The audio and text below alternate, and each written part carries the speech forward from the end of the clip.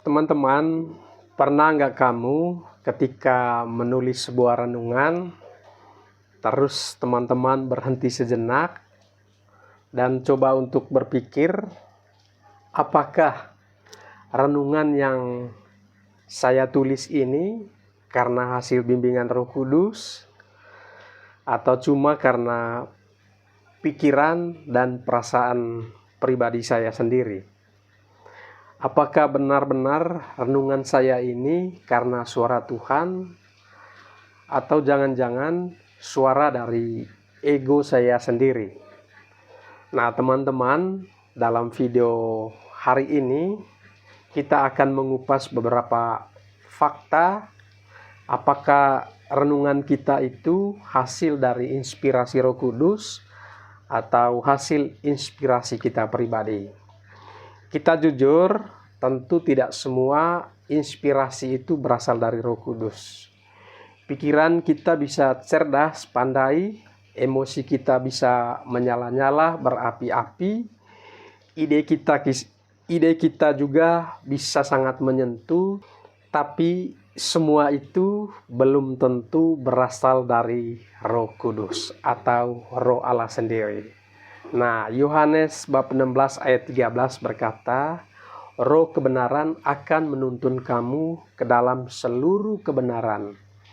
Artinya, teman-teman, Roh Kudus selalu menuntun kepada Kristus, menuntun kita kepada Yesus, kepada pertobatan, kepada seluruh kebenaran. Tentu tujuannya untuk memuliakan Bapa kita di surga, bukan untuk memuliakan diri kita sendiri. Nah, teman-teman, dalam video kali ini ada 4 tanda renungan teman-teman itu apakah dipimpin oleh Roh Kudus. Yang pertama, teman-teman, renungan kita itu harus sesuai dengan kitab suci dan ajaran gereja. Karena Roh Kudus tidak pernah bertentangan dengan isi kitab suci atau magisterium gereja. Karena isi kitab suci itu sendiri, teman-teman, diilhami oleh Roh Kudus.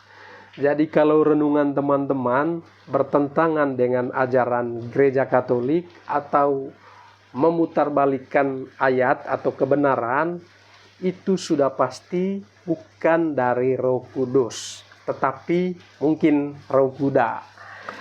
Dalam KGK 113 menyatakan tafsir kitab suci itu harus selaras dengan seluruh isi kitab suci dan tradisi hidup gereja. Tanda yang kedua, teman-teman, tanda renungan kita diinspirasi oleh Roh Kudus adalah menegur dan menghibur, tentu dengan seimbang. Karena Roh Kudus bukan sekedar pelipur lara, bukan sekedar menghibur, tetapi ia juga menegur dosa, mengoreksi kesesatan kita, tapi tentu selalu di dalam kasih. Kalau renungan teman-teman hanya manis, tanpa menyentuh dosa dan pertobatan, maka kita perlu hati-hati.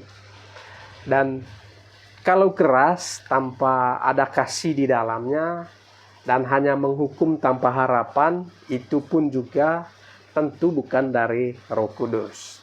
Dalam kitab suci Yohanes bab 16 ayat 8, Roh Kudus itu akan menginsafkan dunia akan dosa dan kebenaran dan penghakiman.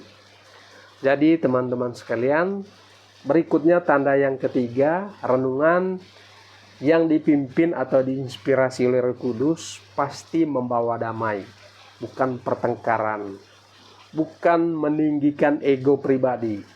Jadi ketika setelah menulis renungan, tanya diri kita pribadi, apakah merasa damai atau justru merasa hebat? Apakah aku ingin Tuhan dikenalkan oleh semua orang, atau aku ingin dipuji karena hasil tulisan renunganku? Roh Kudus dikenal tentu lewat buahnya, yaitu damai, sukacita, rendah hati, kelegaan batin, bukan kegelisahan atau mencari validasi, bukan mencari viral pribadi. Nah, yang keempat, apakah renunganmu dipimpin oleh Roh Kudus? Ya, tentu melihat buahnya, apakah mengubah hidupmu, karena renungan Roh Kudus akan menggerakkan pertobatan dan membangkitkan iman dan mendorong kasih. Tercatat dalam Galatia bab 5 ayat 22, buah roh itu adalah kasih, sukacita, damai sejahtera, kebenaran, dan lain-lain. Jadi kita perlu lihat buahnya. Apakah renunganmu itu bikin orang makin mencintai Tuhan, atau justru membuat orang semakin jauh dari Tuhan, atau hanya membuat melihat diri kamu itu terlihat rohani. Teman-teman, mari kita jujur. Kadang kita memang menulis renungan bukan karena cinta Tuhan, tapi karena ingin tampil bijak, tampil wibawah, biar dikagumi atau disukai oleh orang. Jadi pesan dari saya, perlu hati-hati, karena ego rohani lebih berbahaya dari inspirasi dangkal. Itu bisa membuat kita jadi pengkhotbah yang menulis terang, tapi hidup di dalam bayang-bayang, hidup di dalam kegelapan. Kita membagi terang untuk orang, tapi pribadi kita hidup dalam kegelapan. 2 Timotius 3 ayat 5 menyatakan, secara lahiriah mereka menjalankan ibadah mereka, tetapi pada hakikatnya mereka memungkiri kekuatannya. Jadi teman-teman sekalian, mulai dari sekarang, sebelum kita semua membuat sebuah renungan, maka perlu kita harus berdoa dulu. Jangan lupa untuk berdoa, minta tuntunan Roh Kudus untuk memurnikan hati kita. Yang kedua, ujilah, cocokkan dengan kitab suci dan ajaran gereja agar tidak menyesatkan orang. Yang ketiga, tunduklah, bukan pada ego pribadi, tapi pada salib Kristus, pada inspirasi Roh Kudus. Yang keempat, lihatlah buahnya. Apakah buahnya membawa pertobatan, membawa kedamaian, atau hanya membawa pujian pribadi, membawa viral pribadi? Teman-teman, karena dunia hari ini tidak butuh tulisan rohani yang indah, tapi tulisan yang jujur, yang lahir dari hati, yang mau berserah dan dipenuhi oleh Roh Kudus. Harus selalu rendah hati, harus selalu memviralkan Tuhan, jangan memviralkan dirimu sendiri.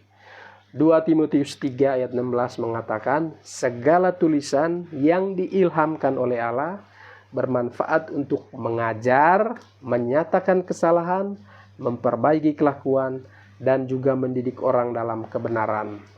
Jadi ingat 4 pondasi itu, tujuan dari kita membuat renungan untuk mendidik, menyatakan kesalahan, memperbaiki kesesatan kita agar kita mau kembali bertobat ke jalan yang benar, mendidik orang dalam kebenaran, dan menyatakan kesalahan. Jadi besi menajamkan besi, manusia menajamkan sesamanya. Kalau ada salah-salah kata, mohon dimaafkan. Tuhan memberkati. Jangan lupa subscribe untuk mendukung channel ini. Bye.